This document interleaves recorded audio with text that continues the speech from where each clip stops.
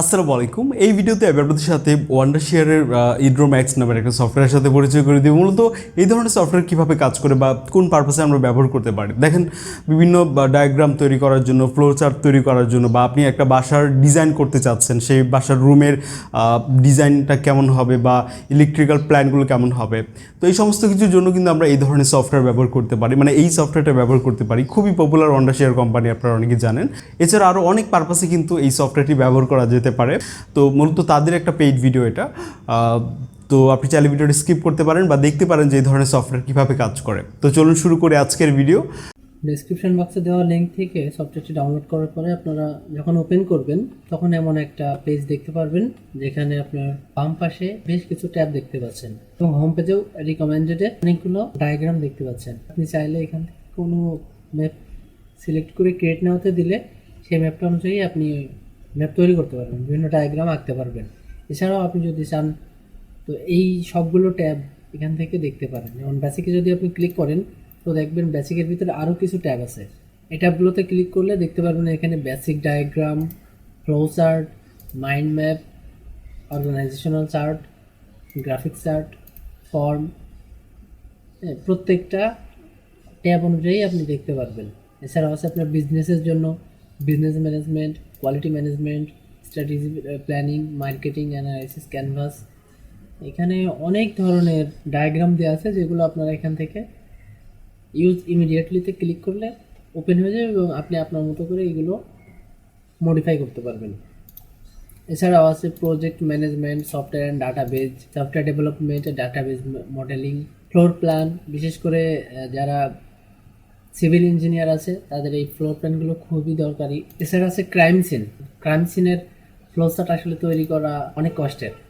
তো এখানে দেখতে পাচ্ছেন যে এখানে যে মার্ডার হয়েছে সে ছিল, বেশ কিছু আলামত আছে আশেপাশে এবং কোন দিক থেকে খুনি বের হয়ে গিয়েছে সেটারও একটা প্ল্যান দেওয়া আছে এবং আনুষঙ্গিক সব কিছু এখানে লেখা আছে। এইভাবে আপনারা প্রতিটা ফ্লো চার্ট ইউজ করতে পারবেন। এছাড়া আছে নেটওয়ার্কিং, যেমন নেটওয়ার্ক, ক্লাউড সার্ভিস। এছাড়া আছে ইঞ্জিনিয়ারিং, যেমন ইলেকট্রিক্যাল ইঞ্জিনিয়ারদের বিভিন্ন ডায়াগ্রাম আঁকতে হয়, বিভিন্ন সার্কিটের ডায়াগ্রাম। তো সেই প্রত্যেকটা সার্কিটের ডায়াগ্রাম এখানে আপনারা পেয়ে যাবেন, যেগুলো আপনারা এখান থেকে মডিফাই করে নিতে পারবেন। এছাড়া ইন্ডাস্ট্রিয়াল ইঞ্জিনিয়ারিংয়ের ক্ষেত্রে যে ডায়াগ্রামগুলো থাকে প্রত্যেকটা ডায়াগ্রাম এখানে দেওয়া আছে, আপনারা এগুলো মডিফাই করতে পারবেন। এছাড়া বিভিন্ন 3D ম্যাপ দেখতে পাচ্ছেন, এই প্রত্যেকটা 3D ম্যাপ, এই 3D ম্যাপগুলো আপনারা ইউজ করতে পারবেন। এছাড়া গ্রাফিক ডিজাইনারদের জন্য রয়েছে এখানে বিভিন্ন ধরনের কালেকশন, যেমন banner, brochure, annual report, certificate, cover, flyer, label, আরও অনেক কিছু, যেগুলো এখান থেকে আপনারা হিউজ পরিমাণে কালেকশন পেয়ে যাবেন, সবগুলো ইউজ করতে পারবেন। এছাড়া ইনফোগ্রাফিকের ভিতরে দেখেন, ইনফোগ্রাফিকের জন্য যে গ্রাফিক্স সেগুলো এখানে সব দেওয়া আছে। এছাড়া কার্ড, বিজনেস কার্ড, তারপরে ইউআই ইউএক্স ডিজাইন, যে আমরা একটা সফটওয়্যারের ইউজার ইন্টারফেস বা কোনো কিছু একটা ডিভাইসের ইউজার ইন্টারফেস তৈরি করার জন্য যে ইউআই ইউএক্সগুলো হয়ে থাকে সেগুলো কিন্তু এর ভিতরে অলরেডি দেওয়া আছে। এছাড়া এডুকেশনের ভিতরে যদি আমরা যাই, সায়েন্স অ্যান্ড এডুকেশন এর ভিতরে দেখতে পারবেন যে এখানে সায়েন্স, যেমন কেমিস্ট্রি, ফিজিক্স, এগুলোর যেসব ফ্লোচার্ট থাকে সেগুলো অলরেডি কিন্তু এখানে তৈরি করে দেওয়া আছে, যেগুলো আপনারা এখান থেকে মডিফাই করে ব্যবহার করতে পারবেন। এছাড়াও গ্রাফিক্স অর্গানাইজারের জন্য অনেক হিউজ পরিমাণে এদের একটা কালেকশন ভিতরে দেওয়া আছে। তো এইগুলো সব আপনারা এখান থেকে মডিফাই করে নিতে পারবেন। এখন আপনি যদি চান যে এগুলো আপনি কিছু ইউজ করবেন না, আপনি আপনার মতো নিজের ইচ্ছা মতো করে ইউজ করবেন, নতুন কোনো ডায়াগ্রাম তৈরি করবেন, তো সেক্ষেত্রে নিউয়ের উপরে যে নিউয়ের পাশে যে প্লাস আইকন দেখতে পাচ্ছেন এখানে একটা ক্লিক করবেন। চাইলে এখান থেকে আপনারা বিভিন্ন ক্যাটাগরি সিলেক্ট করতে পারবেন এবং আপনি চাইলে একটা ব্ল্যাঙ্ক ড্রয়িংও আঁকতে পারবেন। সেক্ষেত্রে আপনার ব্ল্যাঙ্ক ড্রয়িংয়ে ক্লিক করবেন, দেন এমন একটা পেজ আসবে। এখান থেকে দেখতে পাচ্ছেন পাশে কিন্তু বেশ কিছু সিম্বল দেওয়া আছে, এগুলো আপনারা এখান থেকে জাস্ট নেবেন, নিয়ে ড্র্যাগ করে এখানে ছেড়ে দিলেই কিন্তু এটা বসে যাবে। এছাড়া আপনি যদি চান যে এআই সিস্টেম ব্যবহার করবেন, এদের কিন্তু চমৎকার এআই ফিচার আছে। তো এআই ফিচার ব্যবহার করার জন্য আপনাকে ঠিক এইখানে যে আইকনটা আছে এখানে ক্লিক করতে হবে, অথবা আপনি উপরে যে ট্যাবগুলো আছে এর ভিতর থেকে এআই ফিচার, দেন এআই চ্যাটে ক্লিক করবেন। এআই চ্যাটে ক্লিক করলেও কিন্তু আপনার এই সেম জিনিসটাই আসবে এখানে। তারপরে এখানে আপনাকে সিলেক্ট করতে হবে পপুলার চার্ট, নাকি মার্কেটিং অ্যানালাইসিস নাকি ইউজার অ্যানালাইসিস। পপুলার চার্টে ক্লিক করলাম। ক্লিক করার পরে দেখেন এখানে আরও কিছু চার্ট আসছে যে আপনি কী তৈরি করবেন, flow chart, mind map, list, table নাকি টাইম লাইন। তো আমি ফ্লো চার্টের উপর ক্লিক করলাম। দেন এখানে আমি একটা এক্সাম্পল হিসেবে এটা কপি করে জাস্ট জেনারেট করে আপনাকে দেখাচ্ছি। আপনি আপনার মতো করে এখানে টাইপ করে বলে দেবেন, দেওয়ার পরে সেন্ডে ক্লিক করবেন, দেখবেন যে অটোমেটিক এখানে ড্রয়িংটা আঁকা শুরু হয়ে যাবে। দেখুন অলরেডি কিন্তু সে আমাকে একটা ফ্লো চার্ট তৈরি করে দিয়েছে। এখন আপনি যদি চান এই এআই যে ফ্লো চার্টটা তৈরি করে দিয়েছে সেটা মডিফাই করতে, তো প্রত্যেকটা লেখা আপনি চেঞ্জ করতে পারবেন। ডাবল ক্লিক করবেন, লেখাগুলো চেঞ্জ করতে পারবেন। আপনি যদি এই কোণাটা এভাবে ধরে এভাবে টান দেন, দেখবেন যে একটা লাইন চলে এসেছে। এখানে আপনি যে কোনো একটা সিম্বল বসাইতে পারবেন। এছাড়া আপনি যদি ইনসার্টে যান, তো এখান থেকে আপনি বিভিন্ন পিকচার আপনার এআই ক্রিয়েটেড ইমেজ pixabay.com থেকে, এছাড়াও আপনি চাইলে আপনার কম্পিউটার থেকেও বিভিন্ন পিকচার এনে এখানে বসাইতে পারেন। এছাড়াও আপনি আইকন ইউজ করতে পারেন। এড্রদের অনেকগুলো হিউজ পরিমাণ আইকন আছে, এগুলো আপনারা এখান থেকে ফ্রিতে ইউজ করতে পারবেন।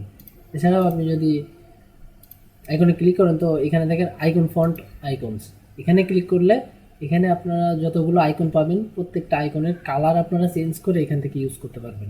এখানে প্রত্যেকটা আইকন এখান থেকে আপনি যদি কালার চেঞ্জ করেন, দেখবেন যে প্রত্যেকটা আইকনের কালার চেঞ্জ হয়ে যাচ্ছে। আপনি এখানে যে কালার সিলেক্ট করবেন আইকনগুলোর কালার ঠিক তেমনই হয়ে যাবে। এবং এখান থেকে আপনি যদি নিয়ে এভাবে ছেড়ে দেন, তো আইকনগুলো এভাবে আপনি ইউজ করতে পারবেন। আপনি আপনার ইচ্ছা মতো বড় ছোটো করে ইউজ করতে পারবেন।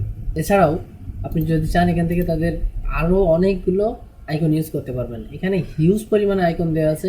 এছাড়াও এখান থেকে কিন্তু চার্টও দেওয়া আছে, অনেকগুলো চার্ট দেওয়া আছে।